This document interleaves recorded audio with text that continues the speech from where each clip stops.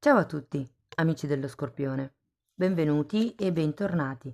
Io sono Ilaria e su questo canale parlerò di tarocchi, metafisica, spiritualità e quant'altro possa essere d'aiuto ad ognuno di noi per il proprio percorso di crescita personale e spirituale. Bene. Mostrami Scorpione, tendenze energetiche generali per la prima metà di febbraio 2024. Il diavolo, amici dello Scorpione. Quando c'è la carta del diavolo, perché si parla di qualche genere di condizionamento, di vincolo, possono essere sentimenti, emozioni o pensieri anche un po' oppressivi, situazioni di schiavitù che vi ricordo sempre con il diavolo, sono schiavitù volontarie. Rimane in quella situazione perché si pensa di non avere alternative o non si hanno le forze per affrontare le alternative. Però andiamo a vedere di che cosa si tratta nello specifico con i tarocchi. Come sempre vi ricordo che le letture sono generiche, sono per un collettivo, quindi è facile che non risuoni tutto. Se non risuonasse nulla, se voleste completare il messaggio, potete sempre ascoltare l'ascendente, il segno lunare oppure Venere. E per capire come unire questi oroscopi ho pubblicato una guida e la trovate sotto nella descrizione del video. Sempre in descrizione trovate anche la mia mail nel caso vogliate contattarmi, le previsioni per il 2024 e il link ai corsi delle tarot pratiche del 2024. Bene, le letture sono generali, possono risuonare come lavoro, come famiglia, amici, relazioni di coppia. Io vi dico qual è l'energia principale e voi cercate di adattare la lettura alla vostra realtà. Allora abbiamo un re di bastoni, la carta della forza, 5 di bastoni,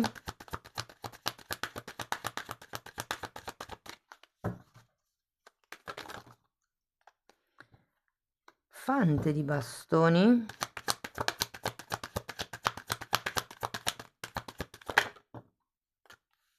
2 di coppe,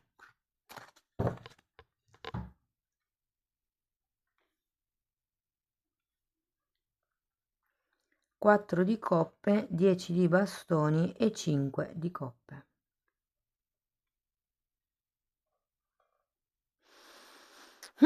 Ragazzi, devo dire che c'è tanto fuoco. Bastoni, bastoni, bastoni e la forza che, sì, che è associato comunque al segno del leone, quindi al fuoco. Devo dire che è come se si partisse da una situazione dove si gestisce o una relazione, perché comunque abbiamo due personaggi e qui c'è un 2 di coppe, quindi la sento molto a livello relazionale. Poi magari con diciamo approfondendo con i mini tarocchi può risuonare anche per il lavoro, però per adesso mi sembra più una questione di relazione. Come se ci fossero dei conflitti. Andiamo a vedere, ragazzi, carta per carta. Allora, il re di bastoni. Allora, il re di bastoni può rappresentare un padre, può rappresentare un partner. Abbiamo un 10 di pentacoli, un 9 di coppe, un cavaliere di pentacoli e un 9 di pentacoli.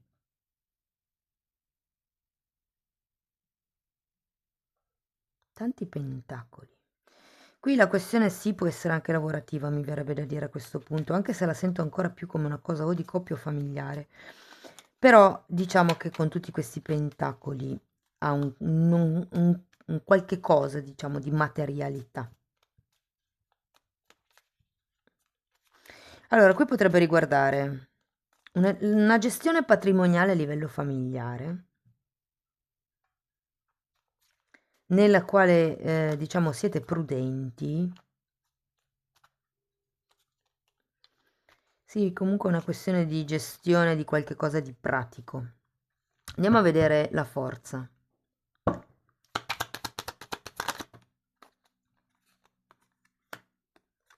2 di bastoni, 8 di pentacoli e giustizia.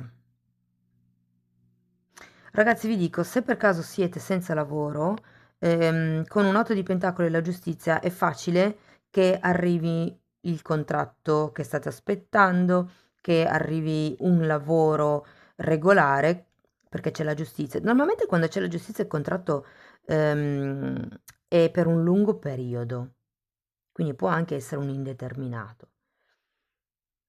C'è comunque qualche questione, legata al lavoro, legata alla quotidianità, legata a delle regole che va affrontato con una certa forza di volontà. Tenete presente che è anche una carta di scelta, decido di andare avanti e seguo, mi rispetto, seguo la mia scelta, insomma. Però qui c'è proprio qualche cosa di regolare con la giustizia. Se per caso state aspettando delle risoluzioni burocratiche, è facile che arrivi quella firma, quello sblocco del contratto, quel permesso, magari proprio per gestire queste questioni patrimoniali di cui vi parlavo all'inizio. Andiamo a vedere il 5 di bastoni.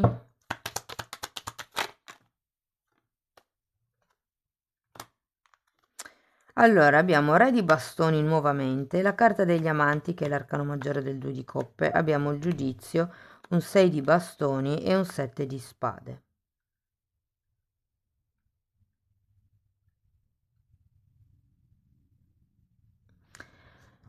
Allora, in questa situazione, soprattutto se è lavorativa, devo dire che potrebbe esserci parecchia competitività.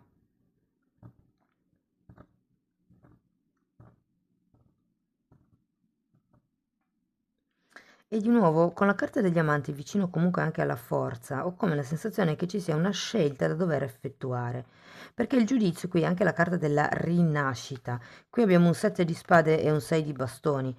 Ehm, il 7 di spade può essere inteso in questo senso come una ricerca di una certa malizia nel porsi in determinate situazioni per riuscire a gestirle. È un atteggiamento tipico da regina di bastoni, per farvi capire, se conoscete un po' i tarocchi. Infatti qui abbiamo il re di bastoni comunque. Il cercare stratagemmi per ottenere il successo, per vincere la competizione, la concorrenza. Andiamo a vedere questo fante di bastoni.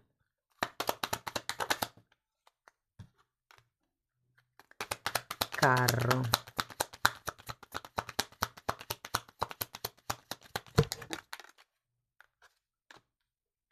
E asso di spade.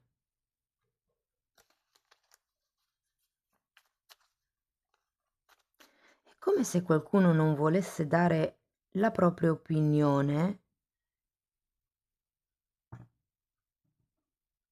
o mi viene da dire che non è chiaro la direzione da dover prendere. È come se, guardate, qui abbiamo due figure.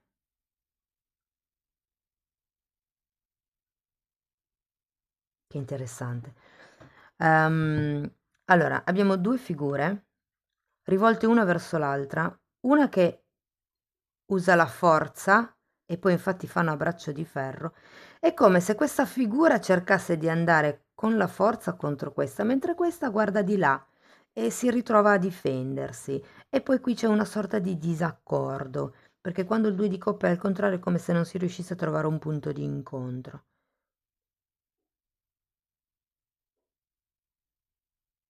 Tecnicamente la carta della forza è una bella carta perché parla di forza morale e forza di volontà. Fare le cose in regola. Però questo 7 di spade con il diavolo qua mi fa vivere la forza come se fosse una forzatura. O state forzando per ottenere questa giustizia, questo lavoro, questo contratto, questo rinnovo, mi viene anche da dire perché per qualcuno è un rinnovo.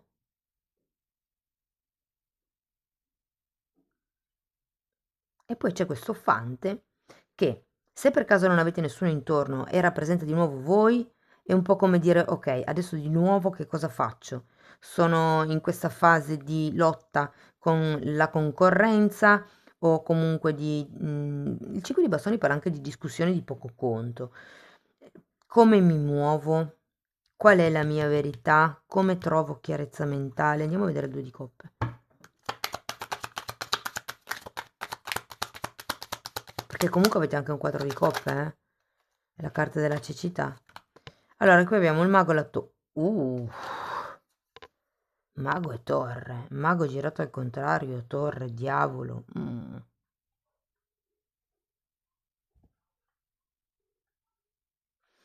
Qui c'è qualche cosa che bisogna far cascare a livello egoico. Qualche pensiero. C'è qualche cosa che ha a che vedere con delle bugie che vi autoraccontate o vi hanno raccontato. Allora, io quando parlo di bugie autoraccontate intendo le illusioni. Cioè, quando qualcuno vi dice una cosa e cioè, magari mi dicono qualche cosa e io comincio a fare i voli pindarici. Allora, se ha detto così è perché vuol dire quello. Allora, se ha detto cos'ha è perché vuol dire quello. Allora, se fa così, io farò cos'ha. Cioè, costruirsi una serie di castelli in aria su basi non solide, mettiamola così. No, questa era girata giusta. È come se ci dovesse essere una rottura di certi accordi qui, ragazzi. Andiamo a vedere il 4.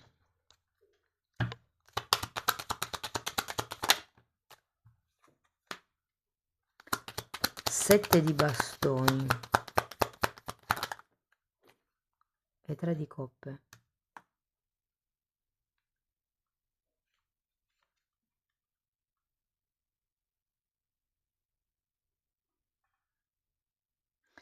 Allora, sento che in questo senso è come se aveste bisogno di... cioè il 4 di coppe è una carta che, spiegata da queste due, vi invita a prestare più attenzione a quello che avete, piuttosto che a quello che non avete. La morte dell'ego è staccarsi dai desideri materiali.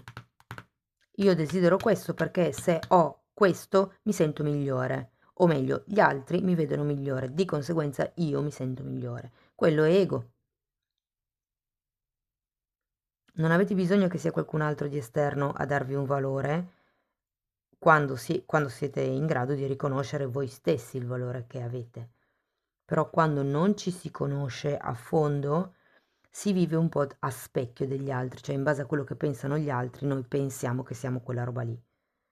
Andiamo a vedere il 10 di bastoni, perché il 10 di bastoni, che interessante, è proprio una carta che vi dice di lasciarvi indietro certe responsabilità, certi pesi,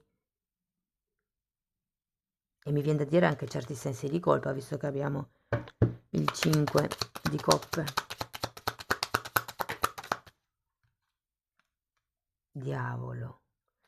Dovete lasciarvi indietro i condizionamenti egoici. Qui lo vedo, ragazzi.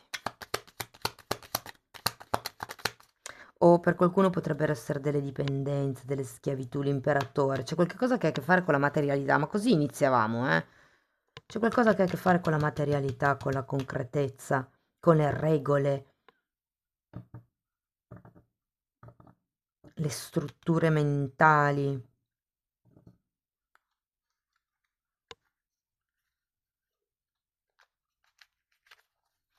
Vi dico, se potesse essere per voi una questione di una stesa, per esempio, di lavoro, qui è come se ci fossero dei nuovi contratti raggiunti con sforzo, con tenacia, però insomma che danno risultati, cioè come un raggiungo il traguardo, ma adesso dove vado? Cosa faccio? Non so se è proprio quello che voglio. Non era quello che pensavo. Come l'idea che potrebbe essere un punto di ripartenza qui, però c'è sempre da fare un lavoro sul che tipo di relazioni in equilibrio sto creando, perché c'è un disequilibrio in qualche tipo di relazione, come una caduta di qualche certezza, e qui ha a che vedere con un condizionamento, con un pensiero Diciamo il diavolo, perché poi ognuno lo può interpretare come meglio crede, però tutto quello che fa riferimento alle tentazioni, alle cose losche, alla lussuria, ai tranelli, alle manipolazioni, ai condizionamenti e alle dipendenze è proprio del diavolo. Quindi prendete la sfumatura che più vi piace, però quello è quello che dovete lasciare indietro con questo 10 di bastoni. Vi dirò, c'è anche un imperatore.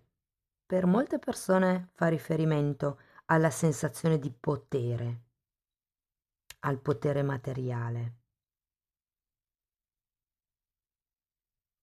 È come se il lasciare andare certe questioni egoiche vi facesse pensare di perdere potere materiale, perché qui abbiamo comunque la carta della perdita. Andiamo a vedere Osho che cosa vi dice.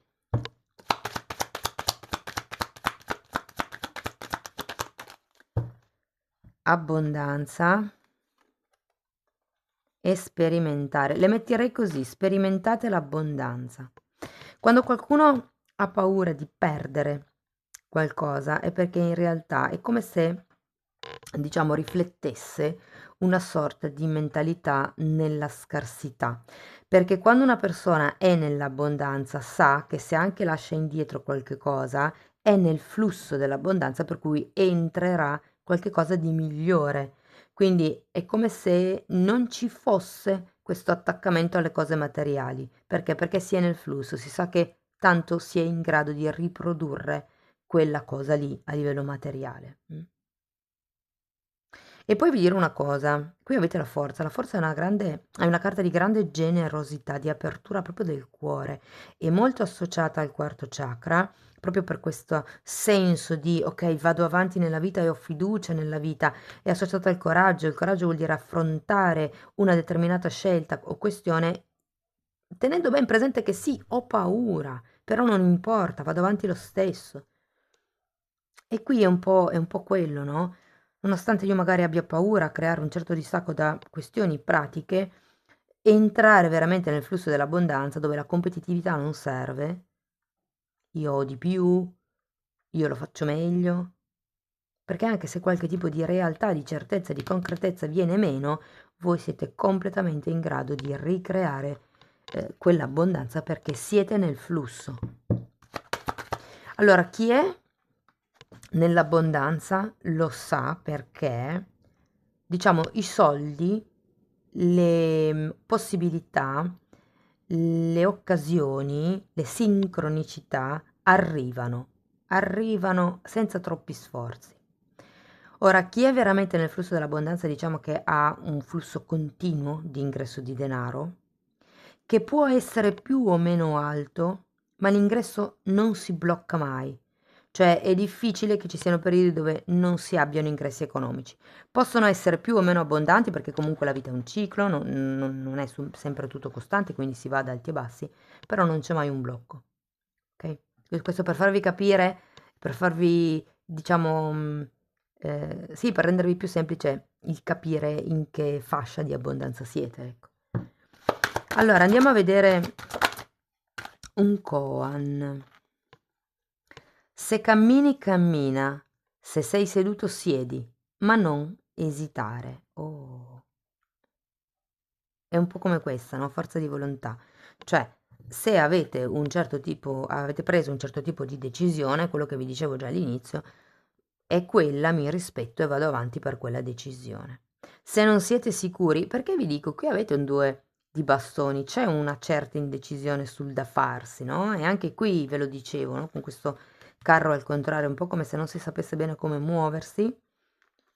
E qui è un po' come se vi dicesse, non importa la decisione che prendi, l'importante è che non esiti. Ragazzi, potrei anche dirvi che il non scegliere è già una scelta, la scelta di non intervenire, la scelta di astenersi, di farsi i fatti propri, diciamo, di non influenzare il destino, è già una scelta. Mm? Amici dello Scorpione, questo è quello che avevo per voi, spero che comunque la lettura vi sia stata utile. Fatemelo sapere nei commenti con un like. Se avete piacere potete iscrivervi, condividere il video, e se volete iniziare un percorso di crescita con me potete scrivermi una mail oppure abbonarvi al canale. Io vi ringrazio di essere stati qui con me, vi mando un abbraccio e ci vediamo nei prossimi video. Ciao ciao!